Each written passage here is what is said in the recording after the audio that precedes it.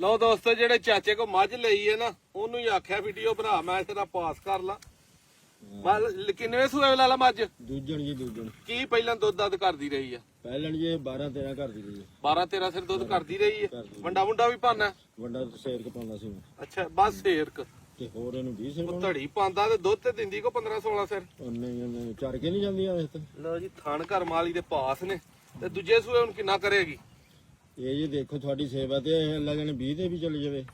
ਝੋਟੀ ਹੈਗੀ ਇਹ ਪਾਸ ਹੋ ਗਈ ਹੈ ਕਰਮ ਵਾਲੀ ਝੋਟੀ। ਤੁਹਾਨੂੰ ਵਹਾਨੇ ਆ ਖੋਲ 1000 ਜਰਾ ਛੱਡ ਦੇ ਸੂ ਉੱਥੋਂ। ਆ ਝੋਟੀ ਇਹ ਤੇ ਬਾਰੇ ਵੀ ਟਾਉਣ ਬਣਨ ਲੱਗ ਪਏ ਨੇ। ਆ ਤਮਾਕੂ ਦੀ ਲਾਗੇ ਫਸਲ ਪਈ ਹੈ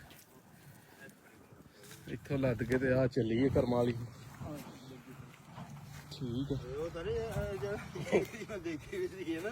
ਹਾਂਜੀ ਉਹ ਭਾਈ ਆ ਭੱਜ ਜਾ ਪਛਾਣ ਗਿਆ ਚਾਚਾ, ਪਛਾਣ ਗਿਆ ਚਾਚਾ। ਕਿੱਥੇ ਵੇਖਿਆ ਸੀ ਆ?